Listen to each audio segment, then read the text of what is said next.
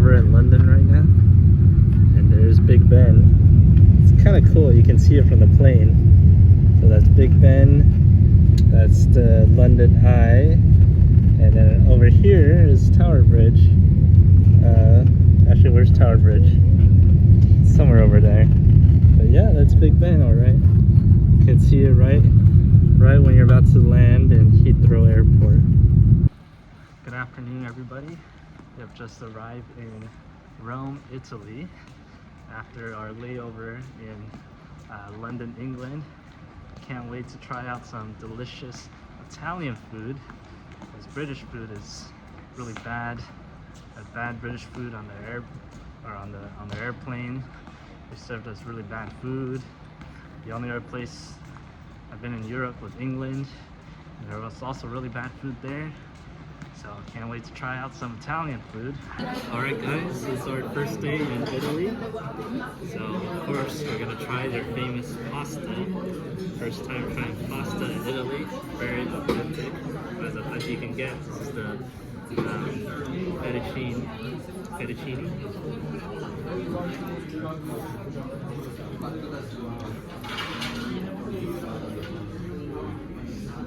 Very good. Very different than how Americans cook it, because you can kind of tell the texture's a little harder. What I'm excited about is this one, it's the black one. It has, I don't know, is this squid ink? I don't remember, but it has sea bass on it. So let's try this one.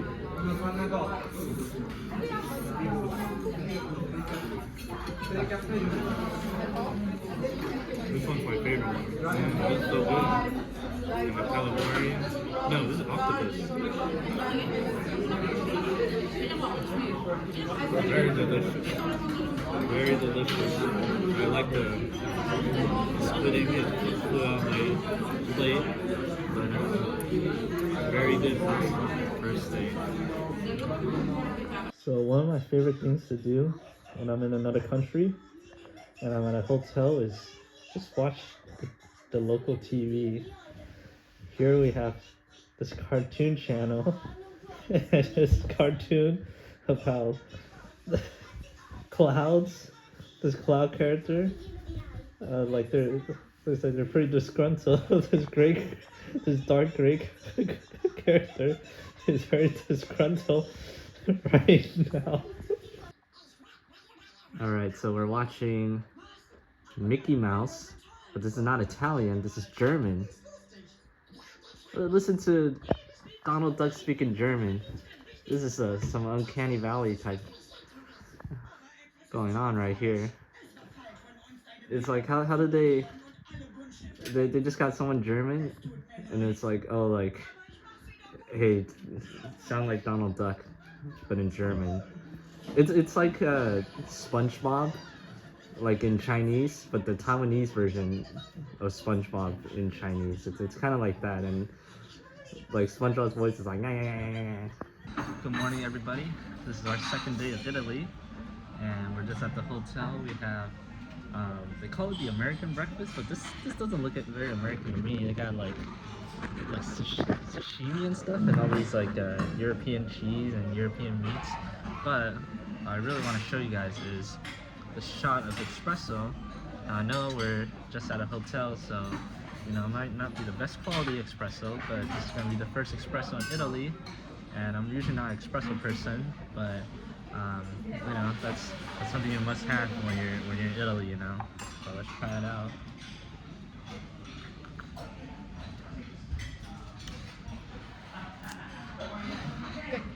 It's good, man. It's good. I wonder how the local shops are gonna taste. But this is good for a hotel quality espresso, if I'm be honest. And they have mushrooms too. My hotel doesn't have this.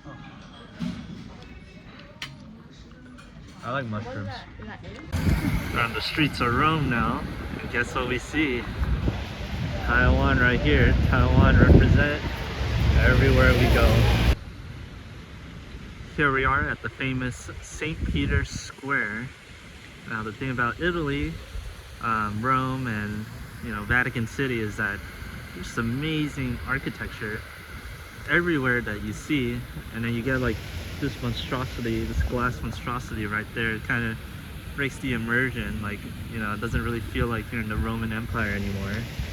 Like, they got to build that there. But everything else looks very pristine.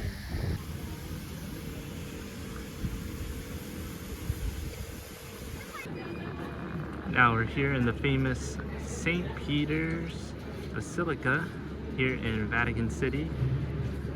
So we're not in Rome anymore, we're in Vatican City, the smallest country in the world, and it's the biggest church in the world as well. And this is very impressive. It's so beautiful and detailed. Every inch is like, it's just so pristine. It's really a sight to behold. Now, we came here pretty early in the morning, so there was actually no line getting in pretty much. Right here during the summers and peak times, there are really long lines, but since we got here so early, we're like free to explore. There's not too many people here. There's some people, but yeah, like, you know, we're not restricted by the time and by huge lines at the very moment. Now for you guys to see the top of the dome. I'm gonna pan up a little bit more, and there it is, the top of the dome. It is so majestic. Every square inch is like, there's just so much detail everywhere. This is incredible.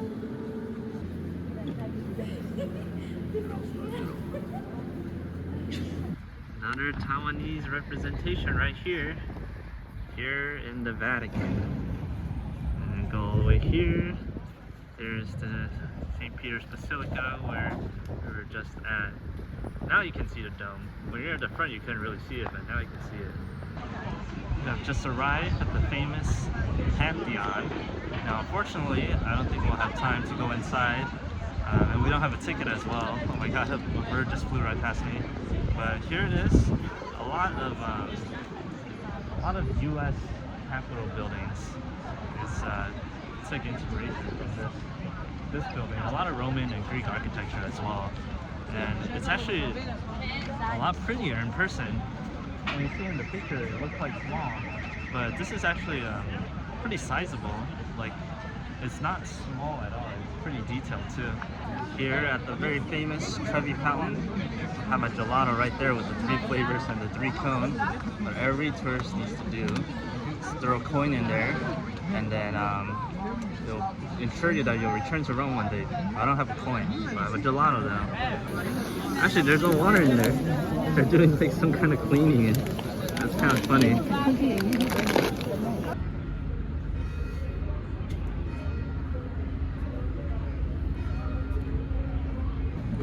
This column right here, I forgot what it's called, but it's pretty famous.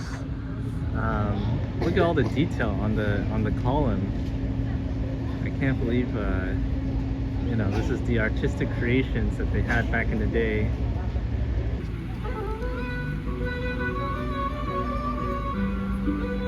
We're now here at the Roman Forum. A lot of ruins right here, a lot of history. It's really crazy to imagine the society that was here 2,000 years ago, and now it's just all ruins.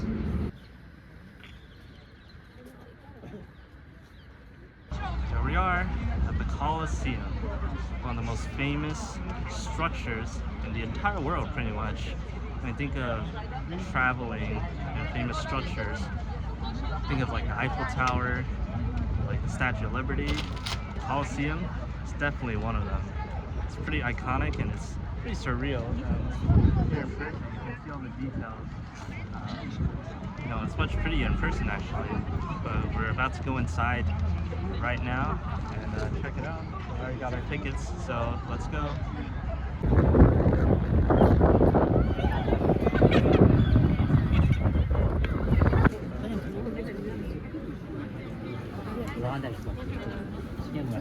We're here at the Piazza del Popolo. As you can see here, there's the Egyptian obelisk. It's a very nice piazza, and there's some very nice music that's playing as well. I really like it here. It's not too busy. It's not too crowded. Usually with piazza like this, if you come at the wrong time, it's gonna be crowded with tourists. But right now it's very quaint. I feel very at peace at the moment. There's a panda. Where is it? Where's the panda? There's a panda right over there for whatever reason. It looks so out of place with all this Roman architecture that's nearby. Look how pretty that is. I forgot what these two buildings are called, but I think it's famous. They look almost exactly the same. And here's the Egyptian obelisk again. And there's someone over there singing a very nice song. Very nice area. I like it a lot. There's Poseidon right there. Now, is it Poseidon or is it King Neptune? Well, it's kind of blocked off. The thing about Rome and all these ancient sites is that a lot of them, there's always construction or some kind of scaffolding right next to it. Now, I don't understand the construction. Like, what is there to construct? It's been finished for like thousands of years. Whenever I see like this Poseidon, or think about Poseidon, it's like I think about SpongeBob. The music's still playing, and the panda is like dancing a lot more. Look at this car go. Woo! It's a random Galaxy S25 advertisement, which I strongly dislike. It looks so out of place.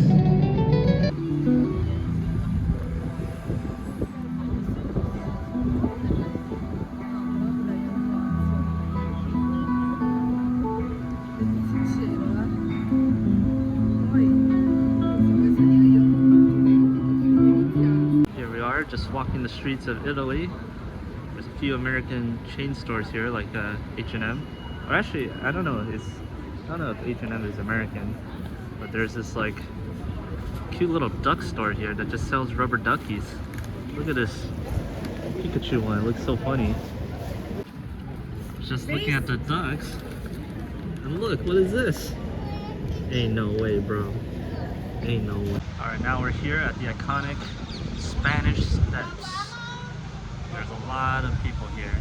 It's kind of like Trevi Fountain, how there's a massive crowd. Here the crowd is not as big, but it's still pretty crowded too. Everyone seems to love to come here. Personally, for me, it's not one of my favorite parts of Rome. For me, they're just regular steps. The history behind it is kind of cool, I guess. But this is one of the key locations that people check out in Rome. But personally, for me, I'm okay with skipping it. But it is a lot of movies, though. From what I heard, I don't really watch a lot of movies, so I don't know what movie has the Spanish Steps. But if you're into, a lot of cinema, I'm sure a lot of movies have the Spanish Steps.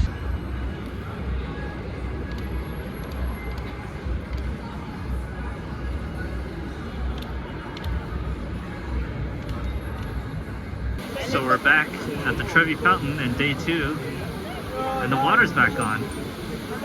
So that's what it's supposed to look like. Yeah, yesterday there was a bunch of construction, and then they turned off the water, but now it's back on.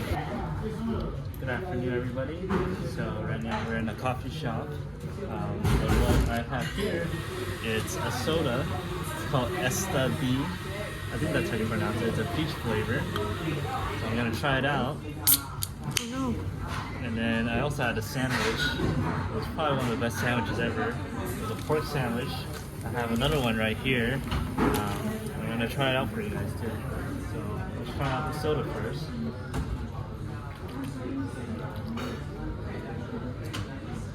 Very refreshing. It's not very sweet though. It's as if there's no sugar in it. But what I want to show you guys is one of the best sandwiches I ever had. Pork, as you can see here. I think this is the pork one. I just want to take a quick bite of it.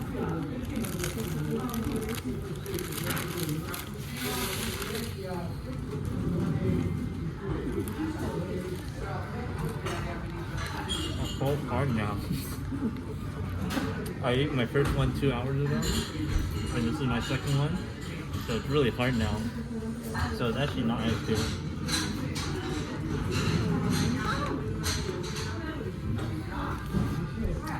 But it's good when it's hot.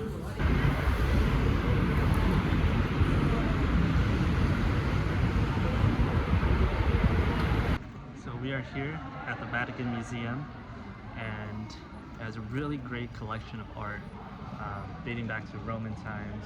There's some Egyptian artwork there, so it's Roman times all the way until I've seen as late as the 19th century. It's a really amazing museum. There's a lot of great artwork and history spanning pretty much 2,000 plus years. And it's connected to the Sistine Chapel, which you can't take any pictures and videos. But the Vatican Museum, you're free to take any pictures and videos as you wish. And it's really cool. Definitely recommend to check out.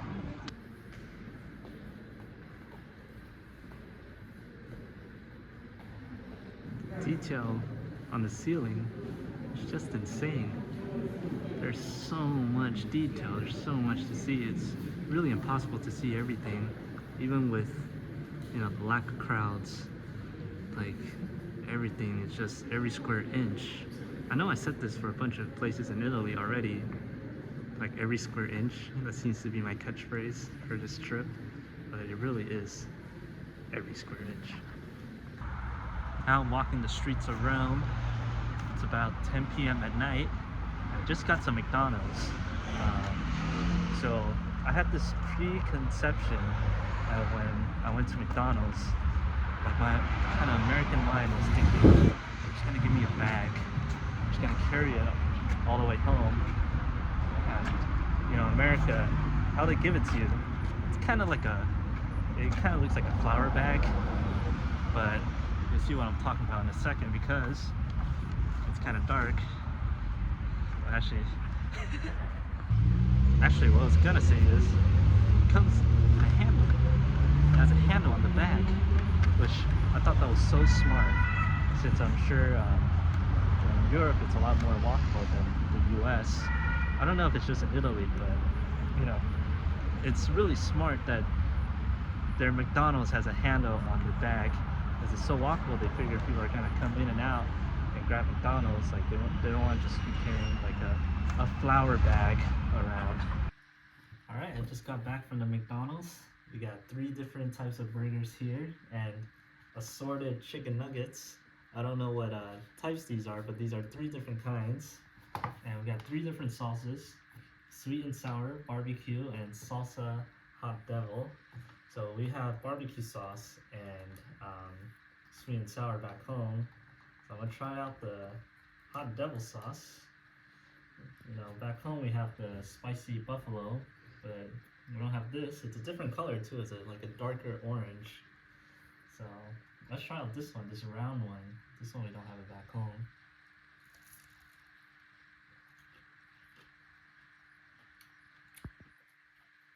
It's pretty good. For some reason I thought it was a mozzarella ball, but actually I don't know what it is. It's not mozzarella. And then what else do we have? We have this one right here. Now the other one is one we have back home, but this one's like a darker chicken nugget. Let's try out this one. Well, actually the aftertaste of that is really good. It's really good. Alright, this is the dark chicken nugget.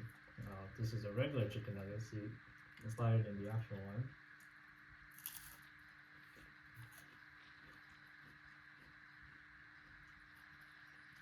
Honestly, it tastes like a regular chicken nugget, but it's actually a lot more crispy than the ones we have in America.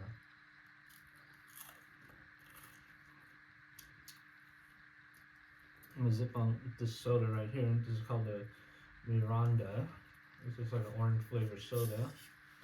Now, I didn't get this at McDonald's. I got it on the way home or on the way back to the hotel.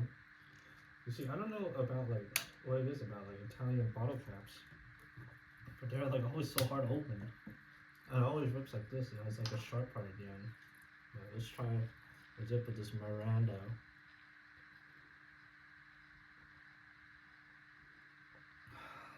This is so good. This definitely doesn't taste like orange Fanta. It has like a very unique taste to it. Let's try one of these burgers out. This one is called um, Smoky Chicken Grand Crispy. Now we don't have this back home. Now look how huge this burger is. I feel like in the US the portions, they just become smaller and smaller. Let's take a bite of this one.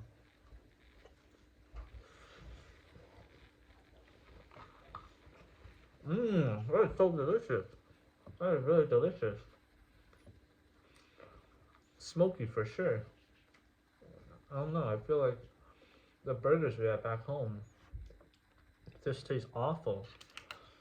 But this one has a lot of flavor. The bun is not, the best quality, but the patty is definitely a lot better than what we have back in the United States of America. I'll try the McToast. Now this one is very flat. It's like a pancake, and it's not very warm either. So actually, like, it's not cold, but it's not warm. Like, look how flat this burger is. It's called the McToast.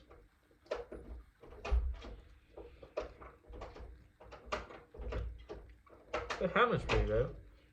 The ham is not bad.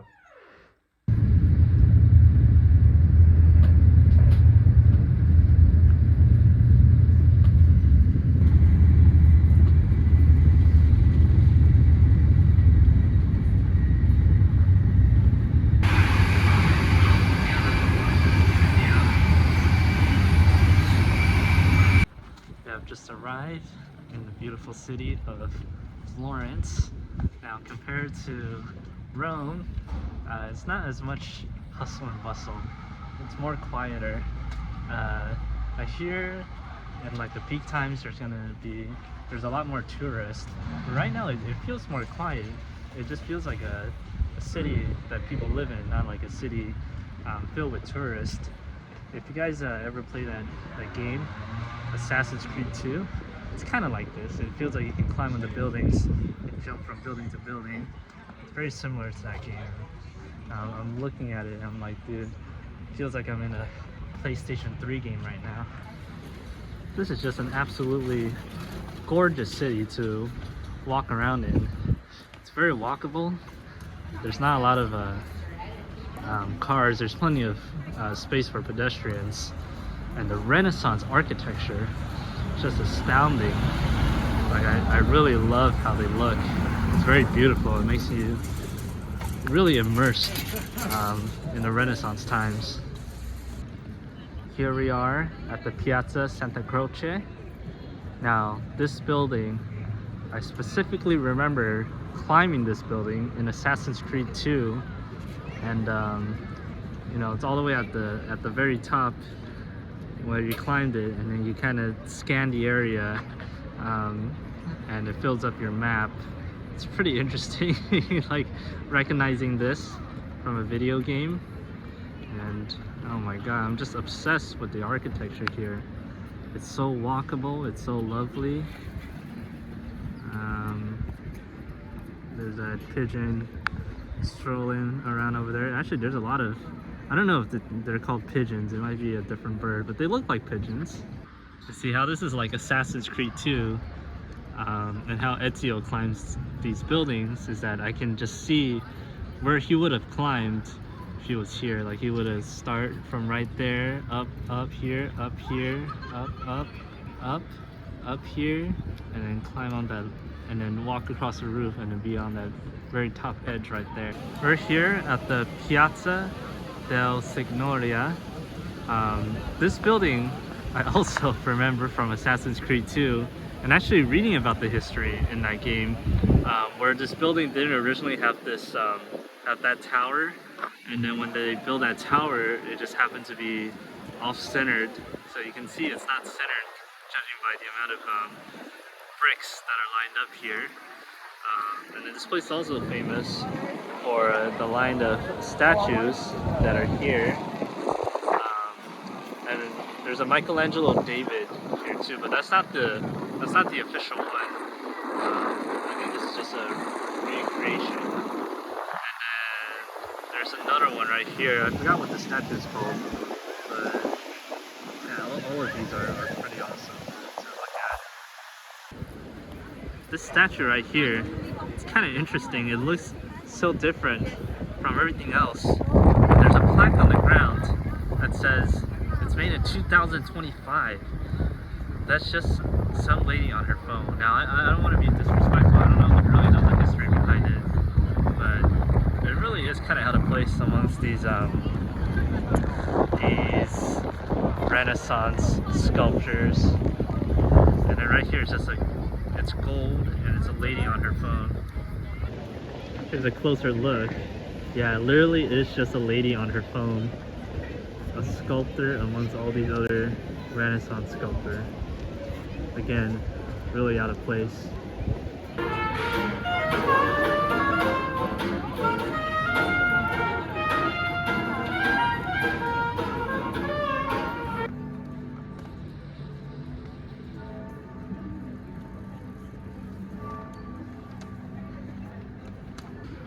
Good morning, everybody. My day 2 in Florence. Absolutely beautiful city. One of the most beautiful cities I've ever been to in my life. And we're just walking to the Duomo, and you know, it just got me thinking like what it's like living here during the Renaissance period. You know, like whenever I go to somewhere historic, I try to imagine what life was like, especially at its prime. Like Florence was the heart of the Renaissance, so I just like to imagine what living here it's like. Especially, I play a lot of Assassin's Creed 2, as I mentioned, and also I watch a lot of videos on the Renaissance, and just being in the heart of Renaissance, it's a really good feeling to, you know, study about a place and study the history behind a place, and then actually coming here. I noticed a lot of places in Europe, a lot of structures in Europe, I never know if they're gonna have this ugly scaffolding on it. And yeah, I know why they do it. You know, it's kind of to preserve the pristineness of the place, so they have to do some maintenance work on it. But you know, it kind of ruins the picture a little bit when you're looking at it directly. But there's other sides of the Duomo that doesn't have the scaffolding. Here's another view of the Duomo, and it still has the scaffolding. And I see this a lot in the pictures and the videos, but they cover it with this cloth that just blends in with the rest of the Duomo. But it's kind of weird. This is just like it's just a picture that's covering the Duomo. It's like, I can tell that's obviously not real. Now I'm in a grocery store in Florence. They have some interesting snacks here. Of course, we got Oreos advertising the Minecraft movie. Here's Siok. Here's Biochi. Probably pronouncing a lot of this wrong. It's pretty cool. I like going to grocery stores when I'm in another country and seeing kind of how the locals live. Like getting like a batch of pickups right here. You know, walking down these streets, it really makes me wonder, how come they don't really build cities like this anymore? Especially, well, the USA never really had these kind of cities, but you know, why aren't we able to like replicate like those kind of cities rather than just boring suburbia, tons of roads? I'm sure you guys know that famous image where it's like, you know, like next to a highway off the intersection with the McDonald's. Like a lot of the US, you know, as much as I love traveling to American cities, admittedly, a lot of it does look the same. Like compared to places in Europe where cities are a little bit more distinct from each other. Actually, if you look up a lot of US cities in the past, they actually were very walkable and very pretty as well. Like places like, you know, Buffalo, New York, or Cincinnati, Ohio, Hartford, Connecticut. It's like another example. Like if you look up pictures of them in the past, they actually look very European. It was very walkable. It had the citizens and pedestrians in mind.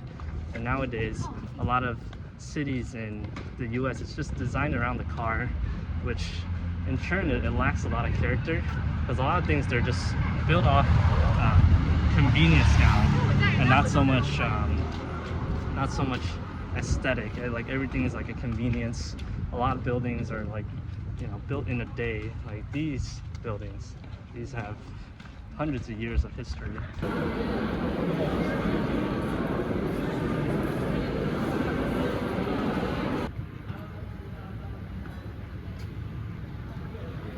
And here we are at the Uffizi Gallery, home to the most famous painting, which is The Birth of Venus, which I'm going to be seeing in a little bit. We're in this hallway just filled with statues and artwork. The ceiling is really nice. It's different than other ceilings I've seen in Italy so far, like compared to the Vatican. This one has a pretty different and distinct art styles from the other ones I've seen.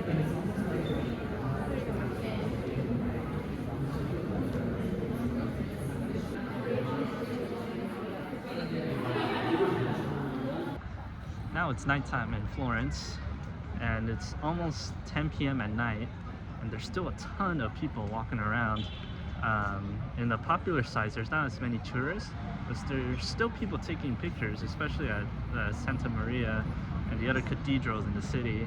And it's, you know how you can kind of tell when a city's like safe to walk around is when you just see a lot of people walking around. It's like, you know, when similar to my experiences when I'm in Asia, like Taiwan and Japan and Korea, you'll see a lot of people walking around. I wouldn't really say it's as safe as those places, because those places you'll still see kids and women walking alone, like in the middle of the night. But here it's people come more in like twos, but I still see like, you know, single people walking around.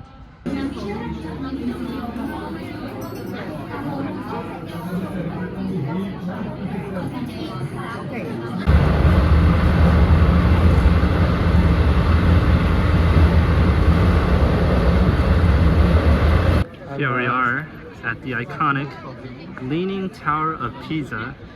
Now, the city of Pisa, there's actually not much to do other than seeing the tower, but the structure is very unique. There's really no other place in the world or no other structure like this. So I can see why everyone comes here. As you can see, everybody, they like to pretend like they're holding up a structure and take a picture of it. It's a very classic tourist. Whoa, look at that bird that just flew by. Alex, what are you doing? Stop.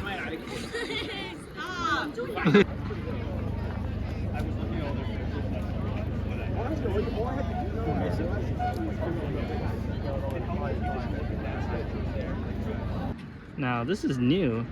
You're not allowed to go on the grass. Actually, I don't know how long it has been implemented, but I remember seeing videos of tourists on the grass. I guess they changed it. Well, it's like those tourist videos from the early 2000s, so they probably changed it a while ago.